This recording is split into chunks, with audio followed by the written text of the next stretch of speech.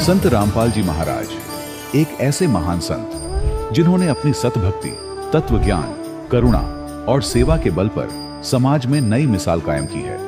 संत रामपाल जी महाराज की अगुवाई में उनके सभी सतलोक आश्रमों से समाज कल्याण के अद्भुत कार्यों ने समाज को सुनहरे भविष्य की एक नई उम्मीद दिखाई है। संत रामपाल जी महाराज से नाम दीक्षा लेने के बाद लाखों लोगों की लाइलाज बीमारियां जैसे कैंसर, एड्स आदि ठीक हुई। संत जी के ज्ञान से प्रेरित होकर उनके अनुयायियों ने लाखों यूनिट रक्तदान किया। संत जी ने लाखों बहन बेटियों का दहेज मुक्त विवाह करवाया।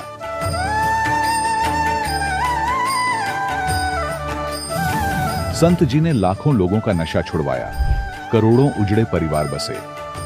संत जी के आश्रमों में समागम के दौरान निःशुल्क नेत्र चिकित्सा, दंत चिकित्सा प्रदान की जाती है। संत रामपाल जी महाराज द्वारा समय समय पर पर्यावरण संरक्षण के उद्देश्य से बड़े स्तर पर वृक्षारोपण किया जाता है। संत जी ने जरूरतमंदों को तत्काल राहत पहुंचाने के लिए एम्बुलेंस सेवा शुरू की।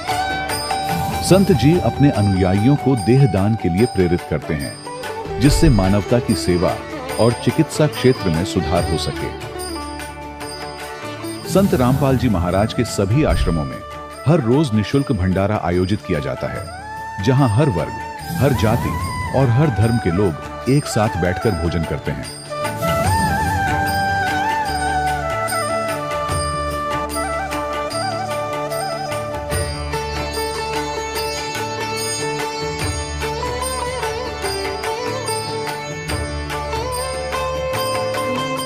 संत रामपाल जी महाराज की अन्नपूर्णा मुहिम ने गरीब और बेसहारा लोगों के जीवन में एक नई ऊर्जा और उम्मीद को जन्म दिया है। घर घर खाद्य सामग्री और जरूरी मदद पहुंचाकर संत रामपाल जी महाराज ने लोगों को दुख और मजबूरी से लड़ने की ताकत प्रदान की है।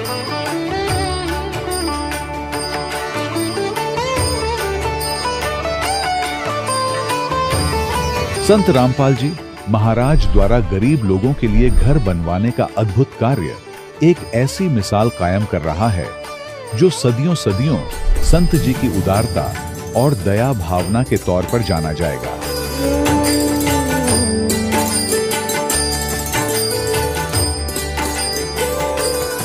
संत रामपाल जी महाराज के आश्रम में हजारों बुजुर्गों को सम्मान और प्यार के साथ जीवन जीने का अवसर मिलता है। उनके खाने, रहने और स्वास्थ्य की पूरी जिम्मेदारी संत रामपाल जी महाराज उठाते हैं। अनाथ बच्चों के लिए संत रामपाल जी महाराज के सभी आश्रम किसी वरदान से कम नहीं। यहाँ उन्हें शिक्षा, संस्कार और भविष्य के लिए बेहतर अवसर प्रदान किए जाते हैं। चाहे बाढ़ हो, भूकंप या महामारी, संत रामपाल जी महाराज और उनके अनुयायी हमेशा ही जरूरतमंदों के लिए सबसे आगे खड़े रहते हैं। कोविड महामारी के दौरान संत रामपाल जी महाराज के आश्रमों से करोड़ों लोगों के लिए भोजन, दवाइयां और जीवन रक्षक सामग्रियां उपलब्ध कराई गई। चाहे गरीब की मदद हो या किसी शोषित और पीड़ित वर्ग के हक और सम्मान की लड़ाई, संत रामपाल जी महाराज ने हमेशा ही उनकी दबी आवाज को सरकारों तक पहुंचाया है और उन्हें उचित न्याय दिलवाने में अहम भूमिका अदा की है। समाज में आध्यात्मिक और सामाजिक मूल्यों के प्रति जागरूकता लाने में संत रामपाल जी महाराज हर कदम पर मानवता के सच्चे सेवक साबित हुए हैं। संत रामपाल जी महाराज का जीवन हमें सिखाता है कि सच्ची सेवा वही है जो निस्वार्थ भाव से की जाए। आइए हम भी इस महान सेवा के कार्य में इस महान संत से जुड़ें और संत रामपाल जी महाराज से नाम दीक्षा लेकर अपने जीवन को धन्य बनाएं।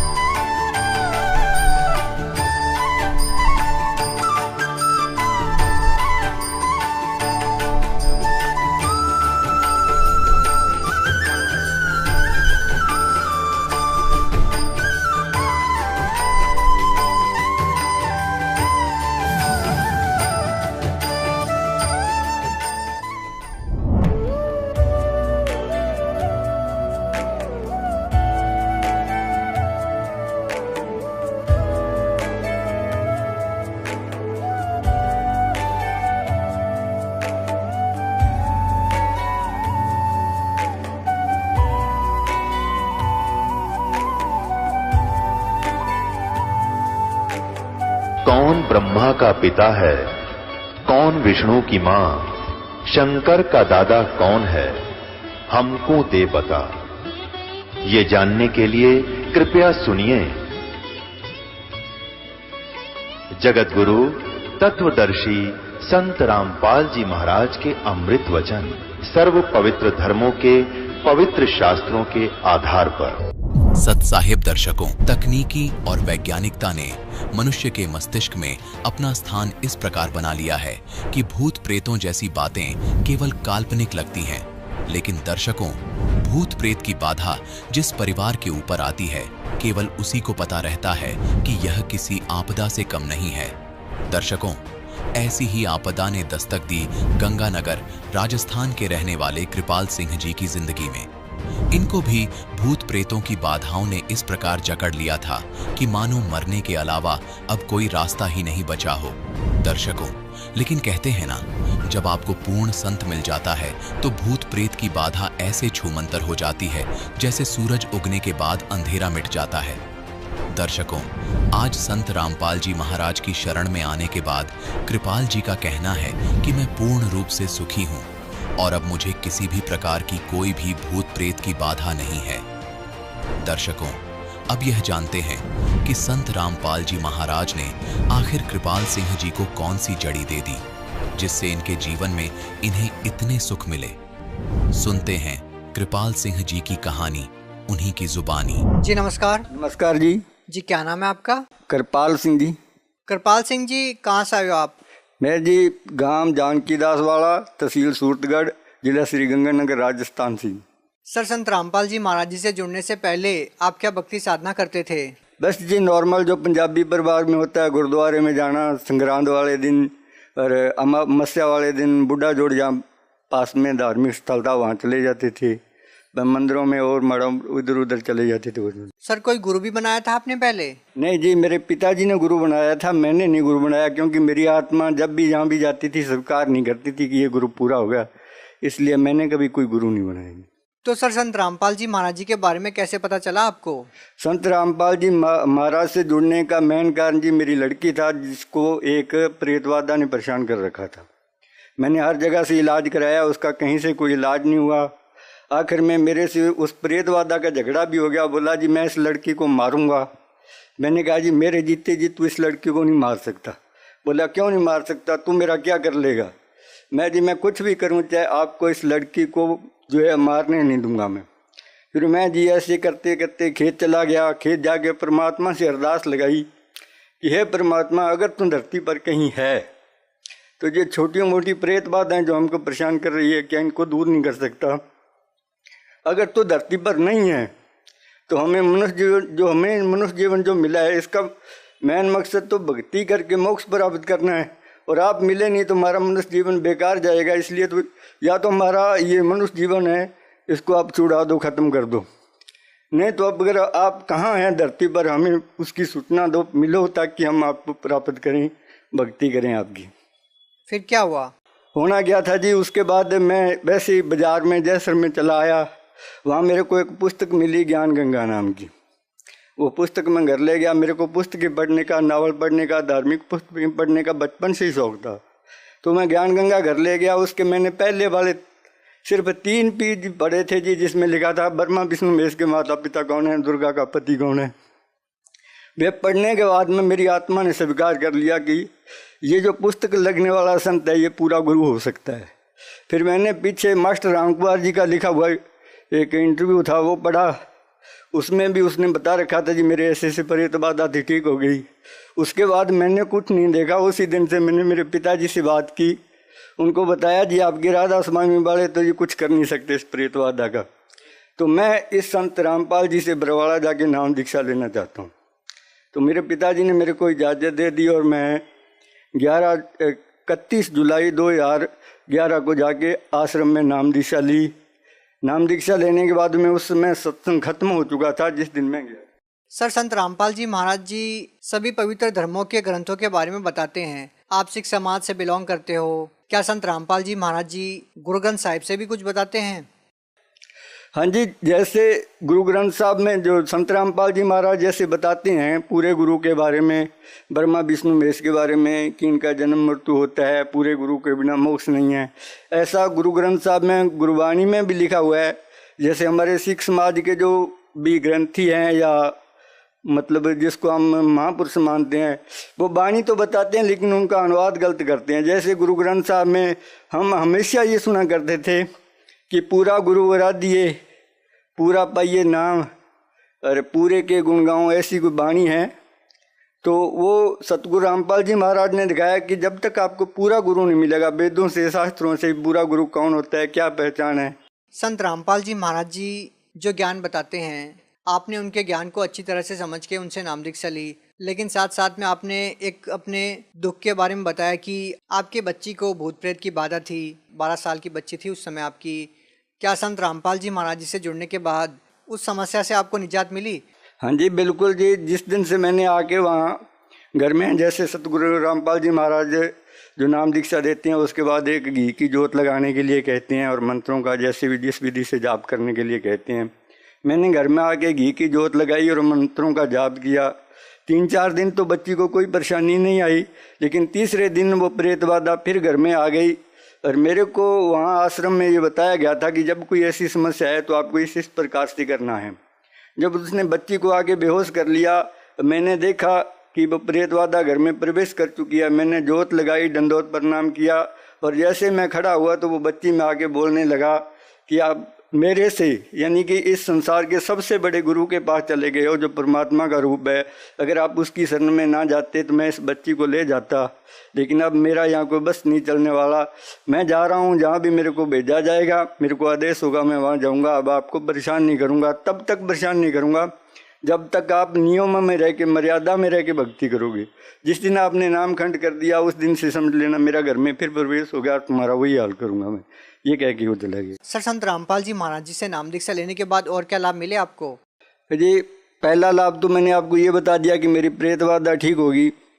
दूसरा लाभ ये हुआ कि मैं संत रामपाल जी महाराज से उपदेश लेने से पहले अपने राजस्थान में कुलायत में एक धाम है, मैं वहाँ जाया करता था। वहाँ मैंने एक संत से पास गया, मैं उससे कोई मेरी अपनी समस्याओं के बारे में बताया। जैसे लड़की परेशान थी उसको बताया जी ऐसे ऐसे करके मेरे घर में समस्याएं हैं। तो उसने मुझे कोड वर्डों में पहले तो ये बताया जी 2.5 साल तक आपकी ये समस्या रहेगी, उसके बाद आपकी समस्या खत्म हो जाएगी। मैं कहा जी कैसे समस्या खत्म हो जाएगी? बोला जब आप इस संसार में नहीं रहोगे तो आपके पास कोई आपत्ति, कोई दिक्कत आएगी नहीं। उसका कहने का मतलब ये था कि आज से ठीक 2.5 साल बाद में आपका शरीर छूट जाने वाला है। तो सर जी क्या हुआ कि मेरे पास यहाँ 20 बीघा ज़मीन है और 4 बीघा ज़मीन अलग से है, उसमें मैंने एक ट्यूबवेल लगा रखा है। तो वो ट्यूबवेल में क्या है कि पानी भरने की समस्या थी, उसके पंखे के ऊपर तक पानी आ जाता था। तो मैंने किसी से सलाह की, उन्होंने बोला जी फिक्स पंखे के नीचे जो फिक्स वाल होता है ना, वो निकाल के उसमें सुराख निकाल के एक नट लगा दो। तो मैं क्या किया जी, पानी निकाल के उस फिक्स वाल को निकाल रहा था। कम से कम 20 फुट गहरा कुआं था। तो फिक्स वाल खोलने के लिए जैसे मैं कुएं के अंदर गया और मैंने उसको खोलने की कोशिश की तो ऊपर ईंटें बड़ी हुई थी। 5 ईंटें ऊपर से नीचे गिरी। एक ईंट कुएं के अंदर लकड़ी की सीढ़ी लगी हुई थी, सीढ़ी की लकड़ी के ऊपर लगी जो इतनी मोटी लकड़ी थी, उस लकड़ी को उसने तोड़ दिया। और 3 ईंट मेरे सिर के यहाँ बिल्कुल सिर के बीच में लगी। पहले एक ईंट लगी सीधी खड़ी हुई नुक्कर उसकी शरीर में, कम से कम 1.5 इंच वो ईंट बैठ गई। उसी के ऊपर दूसरी ईंट लगी और जो पहले ईंट लगी थी उसको चकनाचूर कर दिया उसने। मेरे को ऐसे महसूस हुआ जैसे मेरे सिर में कोई खराश वगैरह हुई हो। मेरे 2 भाई ऊपर खड़े हुए थे, बड़े वाला और छोटे वाला भी। उनको ये हो गया कि अब ये आदमी जो बीच में मेरा भाई है वो ख़त्म हो गया, इसके सिर में ईंट लगी, सिर फूट गया, ये बचने वाला नहीं है। तो मैंने क्या किया जी, जैसे मेरे को महसूस हुआ ना मेरे सिर के ऊपर कुछ गिरा है, मैं उसी टाइम वहाँ चाबी पाना छोड़ा और सीढ़ियों से ऊपर चढ़ के बाहर आ गया। बाहर आके देखा जी कुछ नहीं हुआ है। तो मैं फिर वापस चला गया। दो नट खोल दिए थे मैंने, 2 रह गए थे। 2 नट खोलने के बाद मैं वापस बाहर आया तो देखा, मैंने हाथ लगाया तो मेरा यहाँ हाथ खून से भरा हुआ था। मैंने सिर में हाथ लगा के देखा तो 1 इंच यानी 1.5 इंच आंगली मेरी सिर के अंदर चली गई थी। तब उस समय तो मेरे को ये नहीं लगा, भाई साहब भी बोले कि आप जाओ यार अल्ट्रासाउंड करवा लो। तो मैं वहाँ से कम गांव से 2 मरबा दूर था खेत मेरा। घर तक आते आते मेरे को प्रेरणा हो गई जी, मैंने संत रामपाल जी महाराज से नाम ले रखा है। आज मेरी मौत थी, 2.5 साल पूरे हो गए। जो उस पापिष्ट ने, उस संत ने बताए थे। आज मेरे को मरना था लेकिन मैं बच गया, रामपाल जी महाराज ने बचा लिया। भाई साहब बोले आप एक्सरा कराओ, अल्ट्रासाउंड कराओ। मैं जी मेरे को कुछ नहीं कराना है, मेरे सतगुरुदेव ने मेरे को बचा लिया। आज मेरी मौत थी, जब मेरे को सतगुरु ने बचा लिया है तो सिर भी वो ही ठीक करेंगे। उस समय मेरे दाढ़ी और केस नहीं रखे हुए थे जी, मैं बिल्कुल मुन्ना रहता था, दाढ़ी क्लीन सेट रखता था, छोटे छोटे बाल थे। डॉक्टर के पास, जो गांव में हम डॉक्टर होते हैं उनके पास गया, उससे कटिंग करवाई। उसे उन्होंने थोड़ा बहुत ट्रीटमेंट किया, जितना भी उन्होंने मना कर दिया। बोला जी मैं ज़्यादा तो कुछ कर नहीं सकता, टांके लगवाने पड़ेंगे, ये है वो है, तो आपको सूरतगढ़ जाना पड़ेगा। मैं कहा आप जितना कर सकते हो कर दो। कि उसके बाद क्या है, उन्होंने थोड़ी बहुत ट्यूब वगैरह लगा के ऊपर पट्टी रख दी, तो मैं कहीं नहीं गया जी। 7वें दिन मेरा वो जख्म भर गया, ऑटोमेटिक से ठीक हो गया मेरा। सर, आप संत रामपाल जी महाराज जी के बारे में भगत समाज को क्या संदेश देना चाहते हो? सर मैं संदेश तो नहीं दे सकता जी, कोई भी भक्त संदेश तो परमात्मा ही देते हैं। मैं तो सिर्फ प्रार्थना कर सकता हूँ कि सतगुरु रामपाल जी महाराज के अनेक चैनलों पे सत्संग आते हैं। उन सत्संगों के नीचे चैनल में पट्टी चलती है पीले रंग की, उसमें फ़ोन नंबर वगैरह होते हैं, तो आप उस फ़ोन नंबर पे संपर्क कीजिए। पहले ज्ञान समझिए, फिर ज्ञान समझने के बाद उन नंबरों पे संपर्क कीजिए, नाम दीक्षा लीजिए और अपना कल्याण कराइए। क्योंकि मनुष्य जीवन अपने को बार बार नहीं मिलता है, ये मौका है। और परमात्मा ने इसके बारे में लिख भी रखा है कि जो बिचली पीढ़ी आएगी तब मैं सबको पार करूँगा। और जिस समय इस पीरियड टाइम में जिसका भी जन्म है, उन मनुष्यों के पास जन्म मरण से छूटने का, 84 लाख दुनियों से बचने का पूरा चांस है। वो भक्ति करके पार हो सकते हैं अगर वो ज्ञान को समझें और दीक्षा ग्रहण करें।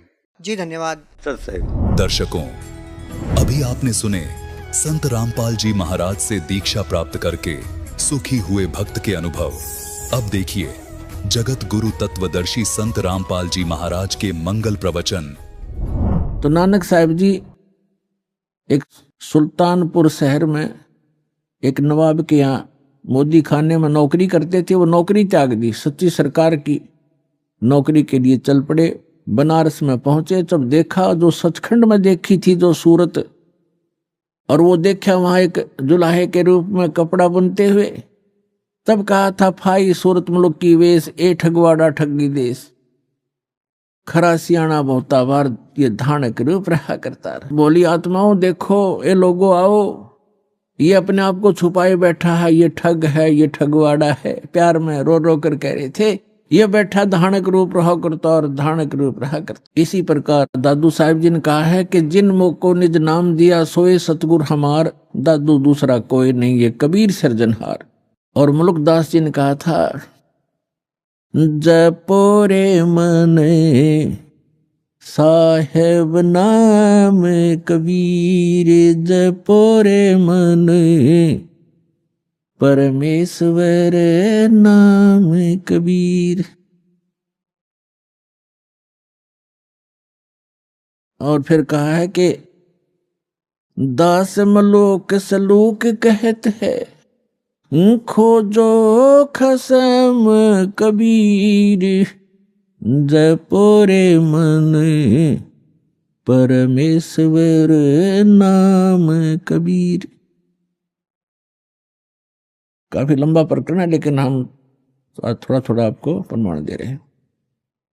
और आदरणीय धर्मदास जी ने कहा है, आज मोहे दर्शन दियो जी कबीर, आज मोहे दर्शन दियो जी कबीर, सतलोक से चल कर आए, सतलोक से चल कर आए, काटन काल की जंजीर, आज मोहे दर्शन दियो जी कबीर, आज मोहे दियो जी कबीर। तो ऐसे इन महापुरुषों ने परमात्मा के गुणगान किए। और गरीबदास साहिब जी कहते हैं, अनंत कोट ब्रह्मांड का एक रति नहीं भार, और सतगुरु पुरुष कबीर हैं ये कुल के सृजनहार। गरीबदास साहिब जी ने अपनी अमृतवाणी में परमात्मा की महिमा और हमें जो भगवान ने यहाँ क्रिया करने के संकेत दिए हैं, आदेश दिए हैं, वो वर्णन किया है, सुनाते हैं। क्या बताते हैं? कस्तूरी नाम कबीर है, ये बिन छेड़े मैं कंत, आद अंत की कहते हूँ, पटतर कोई न संत। गरीबदास जी कह रहे हैं कि कस्तूरी नाम कबीर है, बिन छेड़े मैं कंत, और आद अंत की कहते हूँ, पटतर कोई न संत। कि जैसे कस्तूरी को चाहे कोई छुओ या ना छुओ, उसमें से प्रॉपर महक आती ही रहती है अपने आप ही। यानी परमात्मा कबीर जी की शक्ति अपने आप झलकती रहती है। जो संत उससे जुड़ जाता है, जो भक्त उससे जुड़ जाता है परमात्मा से, तो वो पल पल साथ रहता है और आभास कराते हैं परमात्मा कि मैं साथ हूं भाई बच्चे। और वो भक्त फिर पल पल में परमात्मा से मिलने वाले लाभ को महसूस करता है। तो यहाँ कहते हैं कस्तूरी नाम कबीर है, परमात्मा से प्राप्त जो मंत्र है, परमात्मा की शक्ति उस मंत्र जाप करने वाले के अंदर अपने आप कार्य करती रहती है। और बिन छेड़े मैं कंत, आद अंत की कहते हूं, पटतर कोई न संत। गरीबदास जी कहते हैं शुरू से और अंत तक बताता हूं कि इस परमेश्वर कबीर जी के बराबर कोई संत भी नहीं है, भगवान भी नहीं है, समर्थ है। चिदानंद चंदन कला अवगत लहर उठंत, और झिन्न आकार अजोख पद तिरकुटी में दिखंत। तिरकुटी भिरकुटी मेट दे, घट के घाट अनंत, और घट मट से न्यारा रहे जाका आदि न अंत। अब क्या बताते हैं कि जो तुम इस बॉडी में परमात्मा को देखने की चेष्टा करते हो, इसके अंदर परमात्मा का केवल प्रतिबिंब ही देख सकोगे। वो परमात्मा जहां रहता है वो स्थान भिन्न है, वहां जाने की विधि भी उस सूक्ष्म वेद में वर्णित है, अन्य किसी ग्रंथ में नहीं है। नैनो मद निरखत रहे अवगत नाम कबीरे, बेड़ा पार लगाए हूं सुरत सरोवर तीरे। दो नैनों बिच कमल है उजल हिरंबर धामे, शेष शेष पुन रटत हैं जिन्होंने पाया वो राम। शेष 88 ना गए 2400 पर चोखे, 3300 पर तलब है कोई बकरा कोई भूखे। अब क्या बताते हैं परमात्मा? गरीबदास जी कह रहे हैं परमात्मा की महिमा के जिस स्थान पर हमने पहुंचना है, जहां जाने के बाद साधक को कोई जरा और मरण कष्ट नहीं रहता, वहां किसी चीज का अभाव नहीं है, वो सुख सागर है। वहां जाने की जो साधना है वो या तो परमात्मा स्वयं आकर बताते हैं या उन महापुरुषों को प्राप्त थी जिनके विषय में दास ने अभी आपके सामने उनके शुभ नाम बताए। लेकिन उन महापुरुषों को हमने महत्व नहीं दिया। उस समय जिस समय वो प्रगट थे, उनके जाने के बाद भले ही हम ढेर सारे अनुयायी भी बन गए, लेकिन जो रहस्य उन छुपा गए, वो अपने अमृतवाणियों में एफिडेविट बना गए, लिख गए, उनको वो खुद ही समझ सकते हैं, उसमें कोड वर्ड होते हैं।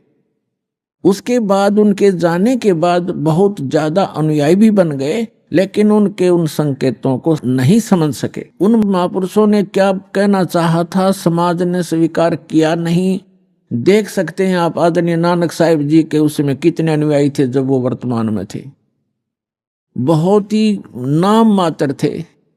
उनके जाने के बाद आप देख रहे थे करोड़ों की संख्या में सिख बन गए, शिष्य बन गए। उस समय कोई पूछने वाला ढंग से उनसे अर्ज करते तो वो रहस्य बता देते, लेकिन उस समय हम उनकी कीमत को समझ नहीं सके। ऐसे ही कबीर परमेश्वर आए थे, उस समय लोगों ने परमात्मा को समझा नहीं, वहां की जनता ने, तो परमात्मा अपना कोड वर्ड लिख कर चले गए। ऐसे ही गरीबदास साहिब जी को, मुल्कदास साहिब जी को, दादू साहिब जी को मिले, उस समय उनकी कोई पूछ नहीं की, मैं तो नहीं दिया, जिस कारण से वो अपने कोड वर्ड छुपा कर चले गए। अब उन सभी सांकेतिक शब्दों को उन अद्भुत रहस्यों को उजागर करने की बुद्धि इस दास को दी कबीर भगवान ने। तो सभी सदग्रंथों की, सभी महापुरुषों के शुभ संकेत हैं और रहस्य में संकेत है, उनको बताने के लिए इस दास पर मेहर करी है और वो आपको अब रूबरू कर रहा है। इसका लाभ उठाओ। अब क्या बताते हैं कि जो ज्ञान परमात्मा स्वयं आकर बताता है वो है मूल ज्ञान, तत्व ज्ञान। और उसको ना समझकर ये 88,000 ऋषि कहते शेष 88 ही ना गए और 2400 पर चौखे। 88,000 ऋषि माने जाते हैं सनातन धर्म के अनुसार और 24 अवतार माने जाते हैं। 25वां अभी आना शेष है। तो ये बता रहे हैं कि आप बात करते हो अपनी इन साधनाओं को से पार होने की, वो 88,000 ऋषि नहीं पहुंचे और ये 24 अवतार भी उस स्थान को प्राप्त नहीं कर सके। और 33 करोड़ देवता माने जाते हैं। कहते हैं 3300 पर तलब है, कोई बकरा कोई बोक है। सुर नर मुनिजन 33 करोड़ी, बंदे सभी नरंजन डोरी। ये 33 करोड़ देवता ये सब काल की डोर से बंधे हुए हैं, इनको यथार्थ ज्ञान नहीं।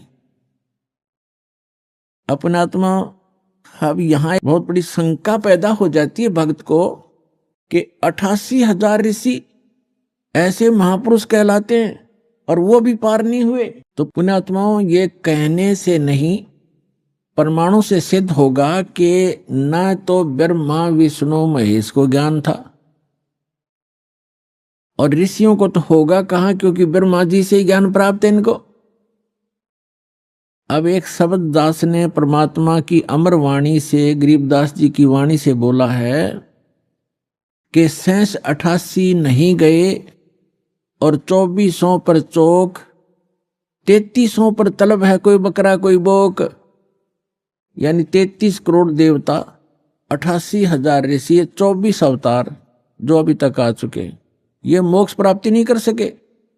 क्यों नहीं कर सके? क्योंकि इनके पास अध्यात्म ज्ञान नहीं था, वो तत्व ज्ञान नहीं था जो श्रीमद् भगवत गीता अध्याय नंबर 4 के श्लोक नंबर 32 में कहा है कि सच्चिदानंद घन ब्रह्म की वाणी में वो अमृत ज्ञान, वो तत्व ज्ञान है जो उन्होंने अपने मुख कमल से बोला है। उसमें विस्तार के साथ साधना लिखी है, यज्ञ यानी धार्मिक अनुष्ठानों की जानकारी बताई है।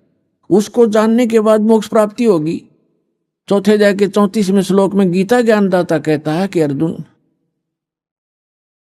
उस तत्व ज्ञान को जो सच्चिदानंद घन ब्रह्म की वाणी में लिखा है, उस तत्व ज्ञान को तू तत्वदर्शी संतों से जाकर समझ, उनको दंडोत प्रणाम करने से, कपट छोड़कर सरलतापूर्वक प्रश्न करने से वो तत्वदर्शी संत तुझे उस तत्व ज्ञान का उपदेश करेंगे। तो इससे सिद्ध है कि गीता ज्ञान दाता भी उस तत्व ज्ञान से अपरिचित है, और तत्व ज्ञान से अपरिचित है तो मोक्ष कहां से होगा उनका? तो ये अंडरस्टूड है पुण्यात्माओं कि अभी तक इन ऋषि महर्षियों और इन देवताओं को कख भी पता नहीं था अध्यात्म मार्ग का। केवल डरे डोते रहे, सिद्धियां प्राप्त कर लेते, आकाश में उड़ जाने की, सागर को पी जाने की, अपना जीवन नाश करने के एक चमत्कार हैं। और मोक्ष प्राप्ति के लिए वो मंत्र जो उसका आधार है वो इनको प्राप्त नहीं हुआ। अब इसका प्रमाण देखते हैं। श्री ब्रह्मा जी से ज्ञान प्राप्त है इन सभी ऋषि महर्षियों को, और ब्रह्मा जी को कितना ज्ञान है? ब्रह्मा जी से ज्ञान विष्णु जी को प्राप्त हुआ और ब्रह्मा जी से ही शिव जी को ज्ञान प्राप्त हुआ। अब ब्रह्मा जी से ही देवी को प्राप्त हुआ। अब ब्रह्मा जी को कितना ज्ञान है ये बताते हैं। ये देखते हैं अपने ही सदग्रंथों में। और ये सचित्र मोटा टाइप ये यहां से प्रकाशित है। इसके कौन है संपादक? हनुमान प्रसाद पोदार, चमनलाल गोस्वामी। और ये गीता प्रेस गोरखपुर से प्रकाशित है।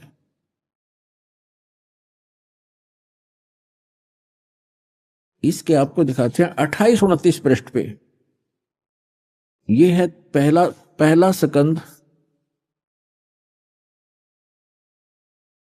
संक्षिप्त देवी भागवत देवी पुराण, और 28 पृष्ठ पे यहां Vyas ji, writer of the all Purana and Veda, Narad ji ने कहा, महाभाग व्यास जी, तुम इस विषय में जो पूछ रहे हो ठीक यही प्रश्न मेरे पिताजी ने भगवान श्री हरि से किया था। देवादिदेव भगवान जगत के स्वामी हैं, लक्ष्मी जी उनकी सेवा में उपस्थित रहती हैं, दिव्य कौस्तुभ मणि उनकी शोभा बढ़ाती है, वे शंख चक्र गदा लिए रहते हैं, पीतांबर धारण करते हैं, 4 भुजाएं हैं, वक्ष स्थल पर श्री वत्स का चिन्ह चमकता रहता है, वे चराचर जगत के आश्रय दाता है, जगत गुरु एवं देवताओं के भी देवता हैं। ऐसे जगत प्रभु भगवान श्री हरि यानी विष्णु जी महान तप कर रहे थे, उनकी समाधि लगी थी। यह देखकर मेरे पिता ब्रह्मा जी को बड़ा आश्चर्य हुआ। अतः उन्होंने उनसे जानने की इच्छा प्रकट की। ब्रह्मा जी ने पूछा, प्रभु आप देवताओं के अध्यक्ष, जगत के स्वामी, भूत भविष्य एवं वर्तमान के सभी जीवों के एकमात्र शासक हैं। भगवान, फिर आप क्यों तपस्या कर रहे हैं और किस देवता के आराधना में ध्यान मग्न है? मुझे असीम आश्चर्य तो ये हो रहा है कि आप देवेश्वर एवं सारे संसार के शासक होते हुए भी समाधि लगाए बैठे हैं। ब्रह्मा जी के विनीत वचन सुनकर भगवान श्री हरि उनसे कहने लगे, ब्रह्मन सावधान होकर सुनो, मैं अपने मन का विचार व्यक्त करता हूं। देवता, दानव और मानव सब यही जानते हैं कि तुम सृष्टि करते हो, मैं पालन करता हूं, संकर संहार क्या करते हैं, किंतु फिर भी वेद के पारगामी पुरुष अपनी युक्ति से यह सिद्ध करते हैं कि रचने, पालने और संहार करने की यह योग्यता जो हमें मिली है, इसकी अधिष्ठात्री शक्ति देवी है। वे कहते हैं कि संसार की सृष्टि करने के लिए तुम में राजसी शक्ति का संचार हुआ है, मुझे सात्विक शक्ति मिली है और रुद्र में तामसी शक्ति का आविर्भाव हुआ है। उस शक्ति के अभाव से तुम इस संसार की सृष्टि नहीं कर सकते, मैं पालन करने में सफल नहीं हो सकता और रुद्र से भी संहार कार्य होना भी संभव नहीं। ब्रह्मा जी, हम सभी उस शक्ति के सहारे ही अपने कार्य में सदा सफल होते आए हैं। सुवर्त, प्रत्यक्ष और परोक्ष दोनों उदाहरण में तुम्हारे सामने रखता हूं, सुनो। यह निश्चित है कि उस शक्ति के अधीन होकर ही मैं शेष नाग की सैया पर सोता हूं और सृष्टि करने का अवसर आते ही जाग जाता हूं। मैं सदा तप करने में लगा रहता हूं, उस शक्ति के शासन से कभी मुक्त नहीं रह सकता। कभी अवसर मिला तो लक्ष्मी के साथ सुखपूर्वक समय बिताने का सौभाग्य प्राप्त होता है। मैं कभी तो दानों के साथ युद्ध करता हूं, अखिल जगत को भय पहुंचाने वाले दैत्यों के विकराल शरीरों को शांत करना मेरा परम कर्तव्य हो जाता है। फिर यहां बताया है, मुझे सब प्रकार से शक्ति के यानी दुर्गा के अधीन होकर रहना पड़ता है। उन्हीं भगवती शक्ति का यानी दुर्गा जी का मैं निरंतर ध्यान किया करता हूं, मैं उसी की भक्ति करता हूं, साधना करता हूं। ब्रह्मा जी, मेरी जानकारी में, मेरे स्पिरिचुअल नॉलेज में इन भगवती शक्ति से यानी दुर्गा जी से बढ़कर दूसरा कोई देवता नहीं, भगवान नहीं।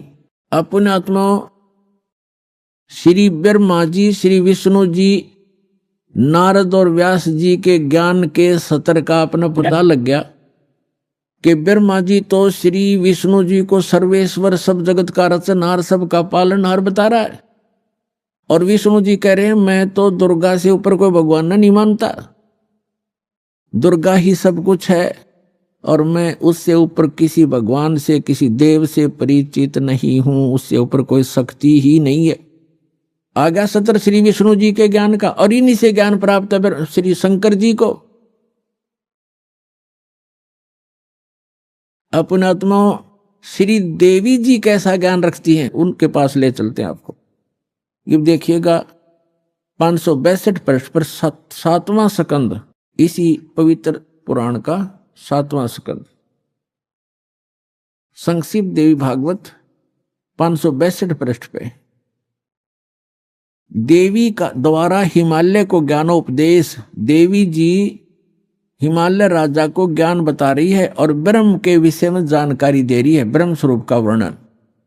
श्री देवी जी कहने लगी, पर्वतराज, पहले तो अपने विषय में बताया, फिर कहा है उस ब्रह्म का क्या स्वरूप है यह बतलाया जाता है, जो प्रकाश स्वरूप सबके अत्यंत समीप में स्थित हृदय रूप गुहा में स्थित होने के कारण गुहाचर नाम से प्रसिद्ध और महान पद अर्थात परम प्राप्य है।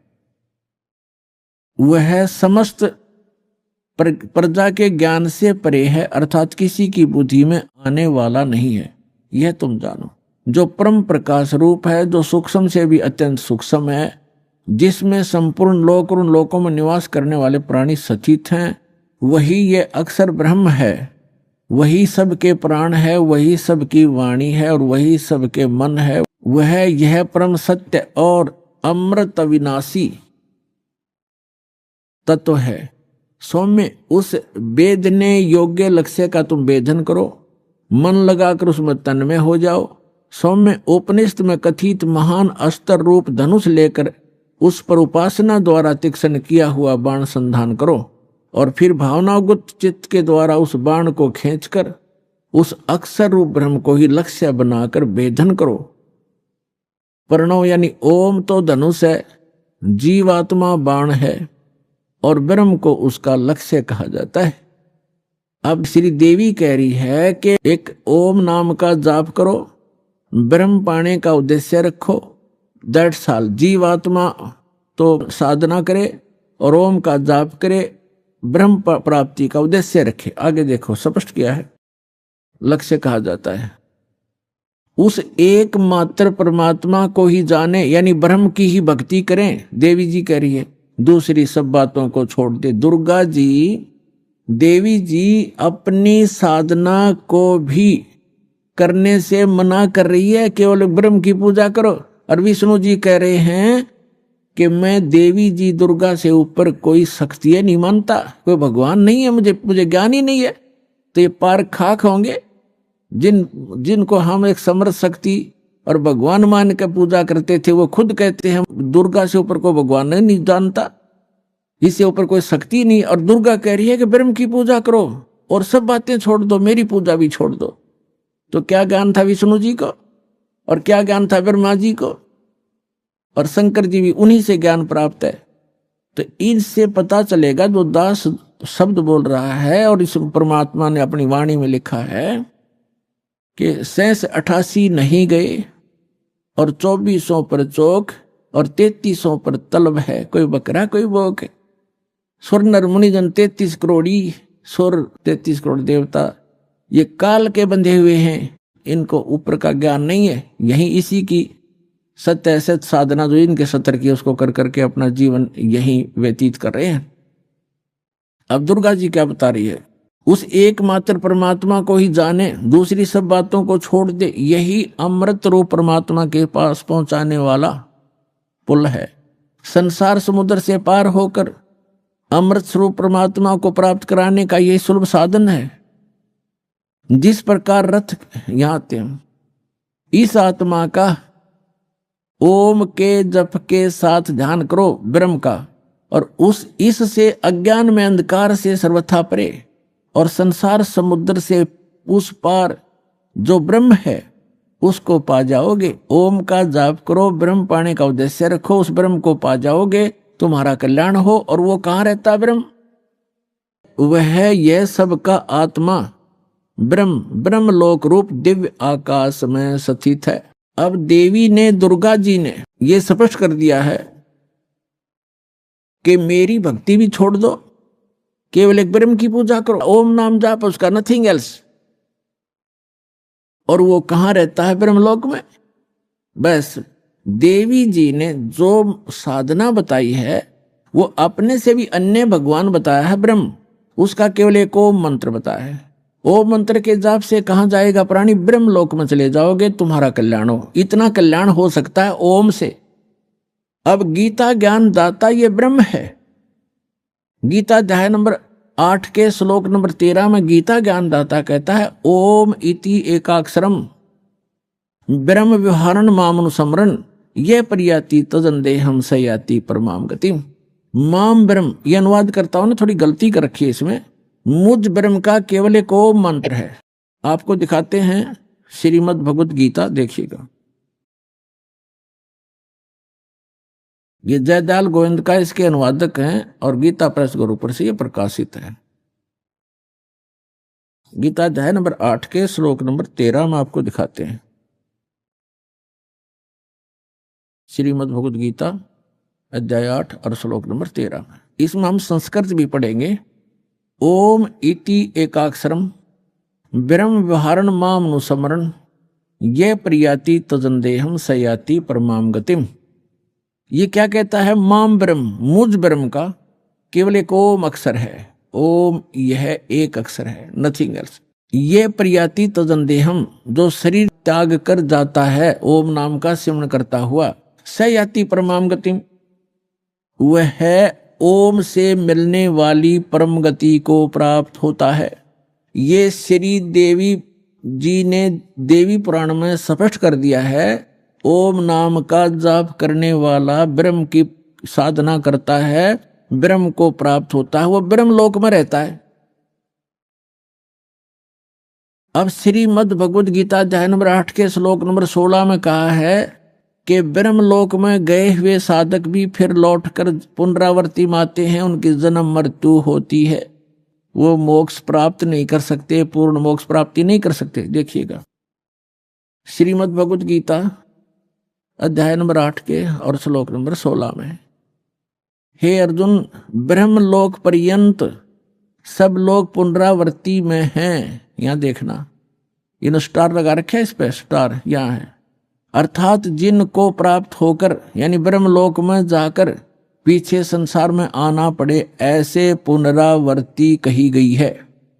ब्रह्मलोक पर्यंत यानी ब्रह्मलोक तक जितने भी लोक हैं, उनमें गए हुए प्राणी वहां जाकर वापस आते हैं। और ये सिद्ध होगा। अब यहां थोड़ा सा ये अज्ञानी विचलित कर देंगे आपको कि इसमें ये लिखा आगे कि मुझे प्राप्त होकर पुनर्जन्म नहीं होता, गीता ज्ञानदाता कहता है। यहां ये अनुवाद गलत किया इन्होंने, देखिएगा, क्योंकि ये कंसेप्ट क्लियर करना पड़ेगा। अब 8 का गीता अध्याय नंबर 8 का श्लोक 16 पढ़ रहे हैं हम। हे अर्जुन, ब्रह्मलोक पर्यंत सब लोग पुनरावर्ती में हैं। पुनरावर्ती माने वहां जिनको प्राप्त होकर पीछे संसार में आना पड़े, ऐसे लोग हैं ये। परंतु यहां लिखा, परंतु हे कुंती पुत्र, मुझको प्राप्त होकर पुनर्जन्म नहीं होता। अब यहां अनुवाद गलत किया है, विद्यते का अर्थ लिख दिया होता। विद्य माने एक, देखो विद्यता एक विद धातु से बना है, तो विद माने जानना होता है। न विद्यते माने जो ये नहीं जानते कि ब्रह्मलोक में गए हुए प्राणी भी पुनरावर्ती में होते हैं, वो मुझे प्राप्त होकर भी पुनर्जन्म को प्राप्त करते रहते हैं। अर्जुन, इसका अर्थ ये बनता है, इन्होंने गलत कर रखा है। इसका अर्थ ये बनता है जो ये नहीं जानते कि ब्रह्मलोक में गए हुए प्राणी भी पुनरावर्ती में हैं, वहां गए हुए भी उनका पुनर्जन्म होता ही है, तो वो मुझे प्राप्त होकर भी, मेरी साधना करके भी वो पुनरावर्ती में ही हैं, उनका पुनर्जन्म है। अर्जुन, जो ये नहीं जानते, ये देखो फिर आप समझ में आएगा आपको। ये लिखा है आ ब्रह्म भुवनाथ लोका पुनरावर्ती ने अर्जुन। यह कहता है कि माम उपेते तु कौनते पुनर्जन्म, मुझे प्राप्त होकर पुनर्जन्म है। न विदते माने जो ये नहीं जानते कि आ ब्रह्म भुवनाथ लोका पुनरावर्ती ने अर्जुन माम उपेते तु कुंते पुनर्जन्म, मुझे प्राप्त होकर तो अर्जुन पुनर्जन्म ही होता है। जो ये नहीं जानते, उन साधकों का भी पुनर्जन्म होता है जो ये नहीं जानते कि ब्रह्मलोक में गए हुए प्राणी पुनर्जन्म में आते हैं, मुझे प्राप्त होकर भी वो पुनर्जन्म ही प्राप्त करते हैं। इसका ये अर्थ है सीधा सा। यदि ये इनका अर्थ माने कि मुझे प्राप्त होकर पुनर्जन्म नहीं होता, ये खुद कहता गीता ज्ञानदाता अध्याय नंबर 4 के श्लोक नंबर 5 और 9 में। देखिएगा श्रीमद् भगवद गीता अध्याय नंबर आपको ये 4 है इसका मंत्र नंबर 5 यहां से प्रारंभ होता है और इसका यहां अनुवाद है। हे प्रणतम अर्जुन, मेरे और तेरे बहुत से जन्म हो चुके हैं। गीता ज्ञानदाता कहता है कि हे प्रणतम अर्जुन, मेरे और तेरे बहुत जन्म हो चुके हैं, उन सबको तू नहीं जानता, मैं जानता हूं। और यहां देखो 9 में, अध्याय 4 के मंत्र 9 में कहा है कि अर्जुन, मेरे जन्म और कर्म दिव्य हैं, अलौकिक हैं। यानी जन्म और मृत्यु तो होता ही है गीता ज्ञानदाता का। अभी आपने सुने संत रामपाल जी महाराज के मंगल प्रवचन। आइए अब सुनते हैं संत रामपाल जी महाराज से नाम दीक्षा लेकर सतभक्ति करके अद्भुत लाभ प्राप्त करने वाले अनुयायी के विचार। दर्शकों, नशा एक ऐसी लत है जो व्यक्ति को अपने जाल में इस प्रकार जकड़ लेता है कि व्यक्ति चाहकर भी इस जाल से नहीं निकल पाता। इसी जाल में फंसे थे हरियाणा के अंबाला जिले के रहने वाले ऋषिपाल जी, जो सभी प्रकार का नशा करते थे। नशे की वजह से इनके घर में गृह क्लेश की समस्या बनी हुई थी। दर्शकों, आपको यह जानकर हैरानी होगी कि ऋषिपाल जी की माताजी संत रामपाल जी महाराज से जुड़ी हुई थीं और ऋषिपाल जी अपनी माताजी का विरोध किया करते थे। वे कई बार संत रामपाल जी महाराज के प्रति अपशब्द भी बोल दिया करते थे। लेकिन आज यह बात अपने आप में ही आश्चर्यजनक है कि ज्ञान गंगा पुस्तक के कुछ पन्ने पढ़ने मात्र से ही ऋषिपाल जी का नशा पूर्ण रूप से छूट गया और ये संत रामपाल जी महाराज की शरण में आ गए। दर्शकों, यह जानना रोचक है कि जो व्यक्ति कभी संत रामपाल जी महाराज के विषय में अपशब्द बोलता था, वह आज उनके विचारों को अपनाकर भक्ति मार्ग पर चल पड़ा।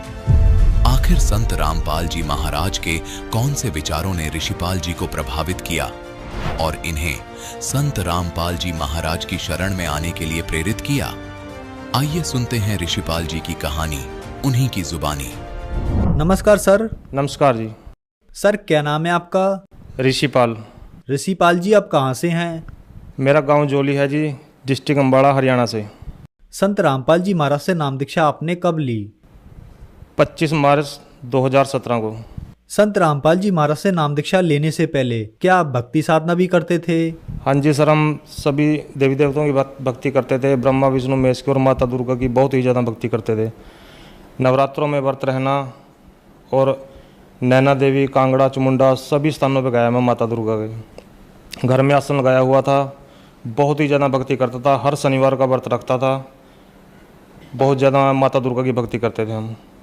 और पितृ पूजा सारा ही जो भी हिंदू धर्म में चली आ रही पूजाएं सभी करते थे। माता दुर्गा की बहुत ज़्यादा भक्ति करते थे। सर, फिर आप संत रामपाल जी महाराज की शरण में कैसे आए? सर जी, 2011 से मेरी माता जी संत रामपाल जी महाराज की शरण में थी, जिनका मैं बहुत ही विरोध करता था। अपने गुरु जी का भी संत रामपाल जी महाराज का बहुत विरोध करता था। इतना विरोध करता था कि मेरी माता जी जब सत्संग में जाती थी या कहीं भी जाती थी गुरु जी की शरण में, तो मैं बहुत भला बुरा बोलता था उनको। और मैं इतना तंग था, इतना नशा बहुत ज़्यादा करता था जी मैं। मेरी माता जी मेरे को बहुत समझाती थी कि बेटा तू छोड़ दे इसको और परमात्मा की शरण में आ जा, संत रामपाल जी महाराज की शरण में आ जा। लेकिन मैंने उनकी कभी नहीं मानी। मैं उनको गालियाँ भी देता था, पर वो मेरे को यही बात कहती है कि तेरे को बेटे पता नहीं, जब तेरे को पता लगेगा तो बहुत रोएगा। सर जी, मैं इतना नशा करता था, कोई भी नशा ऐसा नहीं होगा जो मैं किया नहीं करता था। बीड़ी से लेकर के बीड़ी, तंबाकू, गुटखा, शराब, बुक्की, सुल्फा, गांजा, शराब, सब चीज़ का नशा करता था मैं।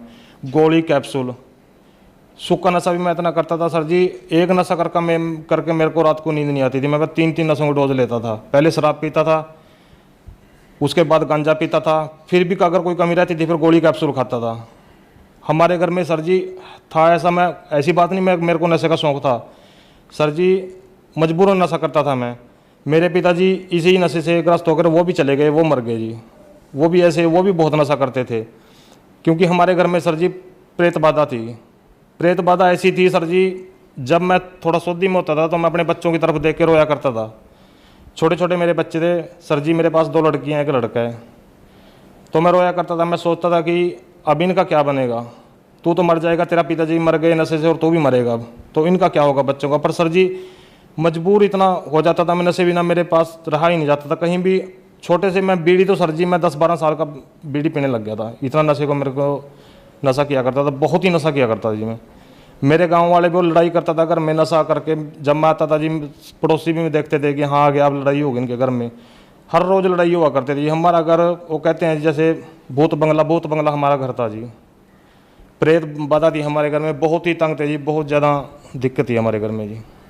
मेरी माता जी मेरे को बहुत समझाया करती थी, बेटे तू नाम ले ले संत रामपाल जी का, पर मैं उनको भी भला बुरा कहता था जी और कभी उनकी नहीं सुनी।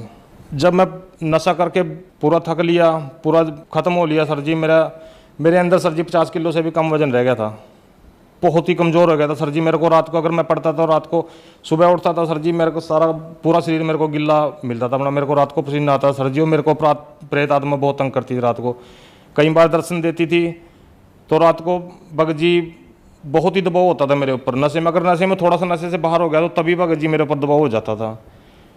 तो फिर बहुत दिनों के पीछे भगत जी एक दिन परमपिता परमेश्वर संत रामपाल जी महाराज की कृपा हुई मुझ पर भगत जी। वो दिन पता नहीं परमात्मा की कौन सा मैंने कोई पुण्य कर्म किया होगा भगत जी, मेरे अंदर मेरी वो आत्मा रूपी शिव का मुंह खुला और मैंने अपनी माता से भगत जी संत रामपाल जी महाराज की पुस्तक ज्ञान गंगा ली, जो कि मेरी माता जी मुझे पहले भी कहती थी कि बेटा तू ये पुस्तक पढ़ ले। मैंने कभी नहीं पढ़ी, कई बार उसने मेरे को पुस्तक दी, मैंने ऐसे ही रख दी। दास का काम छोटा सा काम है, टायर सर्विस का काम करता है दास। मैं अपनी माता से वो पुस्तक ले गए दुकान पे चला गया, वहाँ पे रख दी, 2-3 दिन वहाँ भी रखी रही वो। एक दिन मैं दोपहर में बेला था, मैंने सोचा चल आज पुस्तक पढ़ के देखते हैं क्या है इसमें, क्योंकि मेरी माता जी भी बेचारी पढ़ती रहती थी पुस्तक बैठ के घर में, मैं देखा करता था उसको। तो मैंने वो पुस्तक खोल ली, पढ़ी वो पुस्तक। सर जी मैंने किसी का इंटरव्यू ना देखा था, ना ही किसी के पुस्तक में कोई इंटरव्यू जो उसमें लिखे हों वो भी नहीं मैंने पढ़े थे। मैंने सिर्फ पुस्तक ज्ञान गंगा पुस्तक का पेज खोला और उसको पढ़ना शुरू किया। 4-5 पेज ही मैंने पढ़े सर जी मेरी दुकान में कोई भी स्थान ऐसा था जहाँ बीड़ी का बंडल और माचिस ना मिला थी। मेरे मुंह में सारी 24 घंटे बीड़ी लगी रहा थी जी।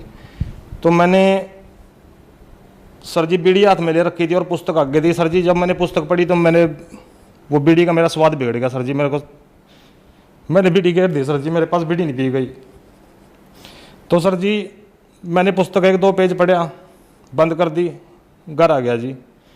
3 दिन ऐसे ही चला भगत जी। तीसरे दिन मैंने पुस्तक वादी के करीब पुस्तक मैंने पढ़ ली, तो भगत जी मेरे से रहा नहीं गया। मेरे मामा जी हैं जो उन्होंने भी संत रामपाल जी महाराज के से नाम दीक्षा ली हुई है, मैंने उनके पास फ़ोन किया और अपनी माता जी को कहा कि मैं नाम लेना चाहता हूँ। तो उन्होंने कहा कि आ जाओ। मैं अपने मामा जी के पास गया, वो मेरे को लेकर कुरुक्षेत्र गए, वहाँ पे जाकर मैंने संत रामपाल जी महाराज से नाम दीक्षा ली। संत रामपाल जी महाराज से नाम दीक्षा लेने के बाद क्या आपको लाभ भी प्राप्त हुए? सर जी बहुत लाभ प्राप्त हुए, बहुत ज़्यादा जी। एक तो सर जी मेरी पत्नी थी, जब से हमारी शादी हुई थी वो बीमार ही थी जी। उसको 2-2 महीने सर मैं अस्पतालों में उठा के फिरता था, उसको तेजाब बनता था, उसको छाती में बहुत ज़्यादा तेजाब बनता। अगर वो पानी भी पीती थी उसका भी तेजाब ही बनता जी, उसका कोई बेनिफिट नहीं था उसको खाने का पीने का कहीं का भी। तो सर जी 2-2 महीने में अस्पतालों में रहता था जी अपनी पत्नी के साथ। तो सर जी सतगुरु रामपाल जी महाराज से नाम दीक्षा लेने के बाद वो बिल्कुल सही है। उसने भी जैसे वो मैंने नाम लिया वो सही हुई, उसने भी सर जी फिर दीक्षा लिया, वो भी परमात्मा की शरण में है, संत रामपाल जी महाराज की शरण में है। दूसरा सर जी जो हमारे घर में प्रेत बाधा थी सर जी वो बिल्कुल ख़त्म है। पहले हमारा घर सर जी नरक था, हमारे घर में सर जी बिल्कुल भी कोई सर जी रिश्तेदार भी नहीं आता था हमारा, कि कहते भूत बंगला।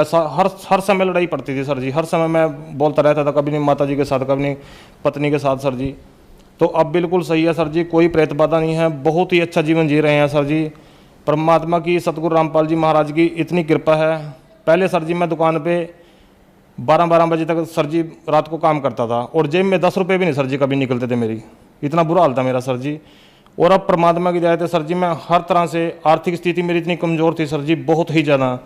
10-10 रुपये सर जी मैं से तंग रहता था। अपनी जैसे दवाई चलती थी पत्नी की मेरी, तो भगत जी बहुत दिक्कत आती थी। अब भगत जी परमात्मा ना ही मेरे घर में कोई बीमारी है, मैं बहुत ही बढ़िया जीवन जी रहा हूँ सर जी।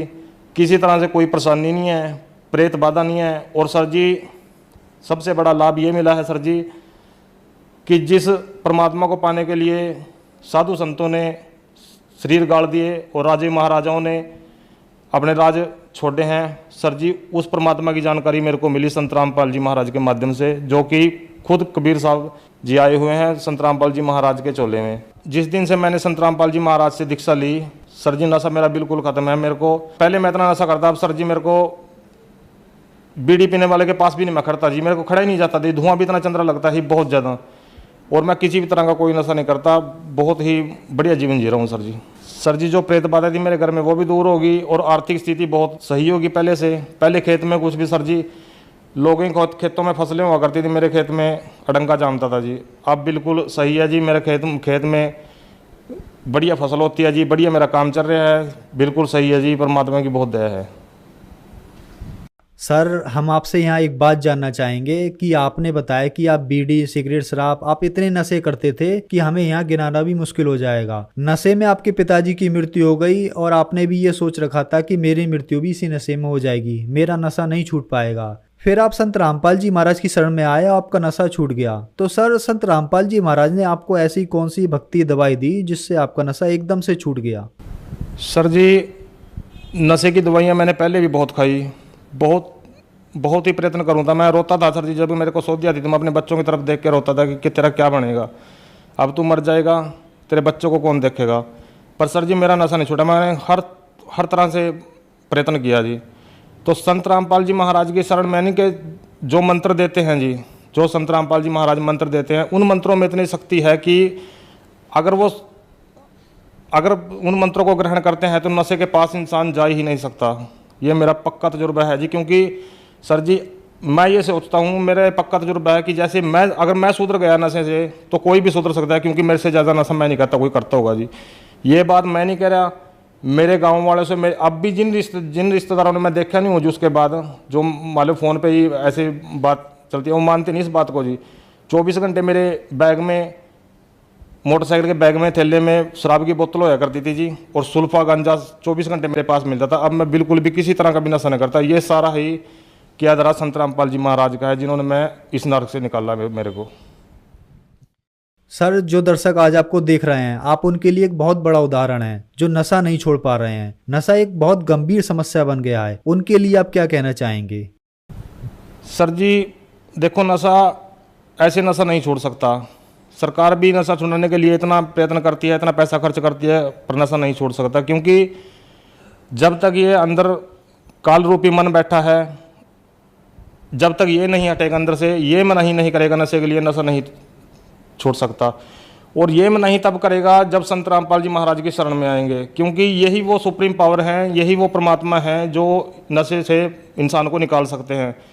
नहीं तो नशे से, मेरे पिताजी सर्विस में थे, पढ़े लिखे थे, मैं तो इतना पढ़ा लिखा नहीं हूँ, मेरे पिताजी पढ़े लिखे भी थे, सर्विस में भी थे, हम उनके बच्चे थे, वो भी रोते थे हमको देख के जी कि मैं मर जाऊँगा, मेरे बच्चों का क्या होगा। पर सर जी वो मर ही गए, नशा नहीं उनके पास छूटा जी। डॉक्टरों ने भी जोर लगा लिया, उनको करते करते उनको टीबी की बीमारी हो गई थी सर जी। डॉक्टरों ने इतना जोर लगाया कि बीड़ी छोड़ दे सर जी, वो बीड़ी भी नहीं छोड़ सकते, शराब तो कहाँ छोड़ देंगे, बीड़ी भी नहीं वो छोड़ सके सर जी, वो मर के निकले।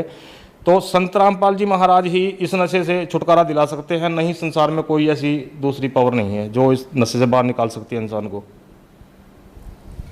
सर संत रामपाल जी महाराज से नाम दीक्षा कैसे ली जा सकती है? आज कई चैनलों पे संत रामपाल जी महाराज के सत्संग आता है, उसके नीचे पीली पट्टी चलती है, उस पर नंबर है, उनसे कांटेक्ट करके संत रामपाल जी महाराज से नाम दीक्षा ले सकते हैं। धन्यवाद सर। सत साहिब जी।